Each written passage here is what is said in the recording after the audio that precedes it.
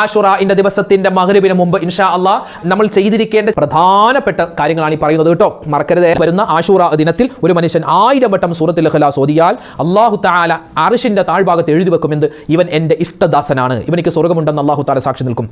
ദുന്യവിയും മുഖറവിയുമായ നേട്ടങ്ങൾ കിട്ടുമെന്നും നമുക്ക് കിതാബുകളിൽ കാണാം. ഒരു സൂറത്തുൽ ഇഖ്ലാസ് ഓതാൻ ഒരു 6 സെക്കൻഡ്, ഒരു വളരെ തുച്ഛമായ സമയം മതി.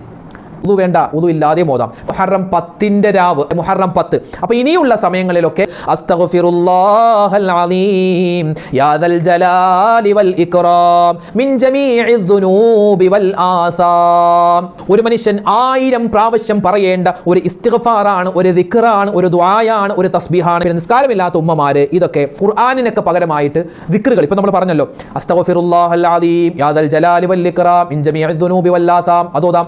അതുപോലെ നാളത്തെ ദിവസം ഓതേണ്ട പറയേണ്ട ഒരു പ്രത്യേക സ്പെഷ്യൽ ആയിട്ടുള്ള ഒരു ദിക്റാണ് എന്ത് ഹസ്ബുനല്ലാഹു വ നിഅമൽ വകീൽ നിഅമൽ മൗലാ വ നിഅമൻ നസീർ. 70 പ്രാവശ്യം പറയൽ പ്രത്യേകം നല്ല. അതോടൊപ്പം തന്നെ ഇന്നും നാളെയൊക്കെ ആയി നമ്മൾ അധികരിപ്പിക്കേണ്ട മറ്റൊരു ദിക്റാണ് 70 പ്രാവശ്യം. ഏത് ലാ ഇലാഹ ഇല്ലല്ലാഹു വഹ്ദഹു ലാ ശരീക ലഹു ലഹുൽ മുൽക്കു വ ലഹുൽ ഹംദു യുഹ്യി വ യുമീതു വ ഹുവ അലാ കുല്ലി ഷൈഇൻ ഖദീർ. ദിക്റാണ് ഏത് സുബ്ഹാനല്ലാഹി വൽഹംദുലില്ലാഹി വലാ ഇലാഹ ഇല്ലല്ലാഹു വല്ലാഹു അക്ബർ വലാ ഹൗല വലാ ഖുവത ഇല്ലാ ബില്ലാഹിൽ അലിയിൽ അലീം.